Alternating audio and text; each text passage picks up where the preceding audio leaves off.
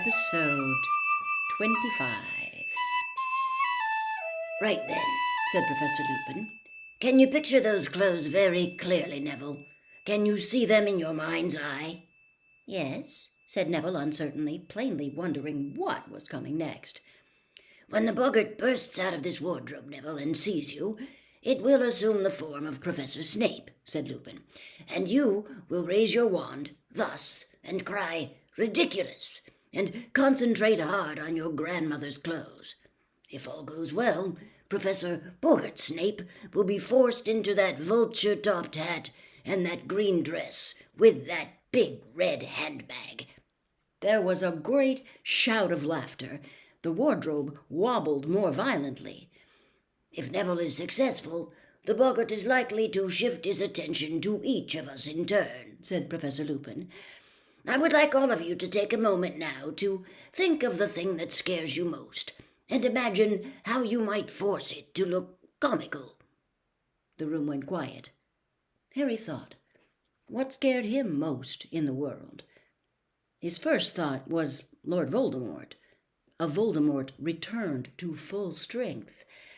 But before he had even started to plan a possible counterattack on Bogart Voldemort, a horrible image came floating to the surface of his mind. A rotting, glistening hand slithering back beneath a black cloak. A long, rattling breath from an unseen mouth. Then a cold so penetrating it felt like drowning. Harry shivered, then looked around, hoping no one had noticed. Many people had their eyes shut tight. Ron was muttering to itself, "Take its legs off." Harry was sure he knew what that was about. Ron's greatest fear was spiders. "Everyone ready?" said Professor Lupin. Harry felt a lurch of fear. He wasn't ready. How could you make a Dementor less frightening? But he didn't want to ask for more time. Everyone else was nodding and rolling up their sleeves. "Neville, we're going to back away," said Professor Lupin. "Let you have a clear field, all right? I'll call the next person forward. Everyone back now so Neville can get a clear shot." They all retreated, backed against the walls, leaving Neville alone beside the wardrobe. He looked pale and frightened, but he had pushed up the sleeves of his robes and was holding his wand ready. "On the count of 3, Neville," said Professor Lupin, who was pointing his own wand at the handle of the wardrobe. 1, 2, 3, now! A jet of sparks shot from the end of Professor Lupin's wand and hit the doorknob. The wardrobe burst open. Hook-nosed and menacing, Professor Snape stepped out, his eyes flashing at Neville. Neville backed away, his wand up, mouthing wordlessly. Snape was bearing down upon him, reaching inside his robes. "Ridiculous!" squeaked Neville. There was a noise like a whip crack.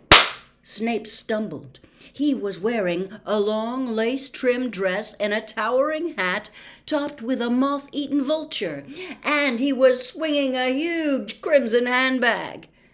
There was a roar of laughter. The Bogart paused, confused, and Professor Lupin shouted, "Parvati, forward!" Parvati walked forward, her face set. Snape rounded on her. There was another, and where he had stood was a blood-stained, bandaged mummy. Its sightless face was turned to Parvati, and it began to walk toward her, very slowly, dragging its feet, its stiff arms rising. "Ridiculous!" cried Parvati. A bandage unraveled at the mummy's feet. It became entangled, fell face forward, and its head rolled off. "Seamus!" roared Professor Lupin. Seamus darted past Parvati. Where the mummy had been was a woman with floor-length black hair and a skeletal green-tinged face. A banshee. She opened her mouth wide, and an unearthly sound filled the room. A long, wailing shriek that made the hair on Harry's head stand on end. "Ridiculous!" shouted Seamus. The banshee made a rasping noise and clutched her throat. Her voice was gone. The banshee turned into a rat, which chased its tail in a circle, then became a rattlesnake, which slithered and writhed before it became a single bloody eyeball. "It's confused," shouted Lupin. "We're getting there. Dean!" Dean hurried forward. The eyeball became a severed hand, which flipped over and began to creep along the floor like a crab. "Ridiculous!" yelled Dean. There was a snap, and the hand was trapped in a mousetrap. "Excellent. Ron, you next." Ron leapt forward. Quite a few people screamed. A giant spider, 6 feet tall and covered in hair, was advancing on Ron, clicking its pincers menacingly. For a moment, Harry thought Ron had frozen. Then, "Ridiculous!" bellowed Ron, and the spider's legs vanished. It rolled over and over. Lavender Brown squealed and ran out of its way, and it came to a halt at Harry's feet. He raised his wand, ready, but "Here!" shouted Professor Lupin suddenly, hurrying forward. The legless spider had vanished. For a second, everyone looked wildly around to see where it was. Then they saw a silvery white orb hanging in the air in front of Lupin, who said, "Ridiculous," almost lazily. "Forward, Neville, and finish him off," said Lupin, as the Bogart landed on the floor as a cockroach. Snape was back. This time, Neville charged forward, looking determined. "Ridiculous," he shouted, and they had a split-second's view of Snape in his lacy dress before Neville let out a great "Ha!" of laughter, and the Bogart exploded, burst into 1,000 tiny wisps of smoke, and was gone. "Excellent!" cried Professor Lupin as the class broke into applause. "Excellent, Neville. Well done, everyone. Now let me see. 5 points to Gryffindor for every person to tackle the Bogart. 10 for Neville because he did it twice, and 5 each to Hermione and Harry." "But I didn't do anything," said Harry. "You and Hermione answered my questions correctly at the start of class, Harry," Lupin said lightly. "Very well. Everyone, an excellent lesson. Homework. Kindly read the chapter on Bogarts and summarize it for me, to be handed in on Monday. That will be all." Talking excitedly, the class left the staff room. Harry, however, wasn't feeling cheerful.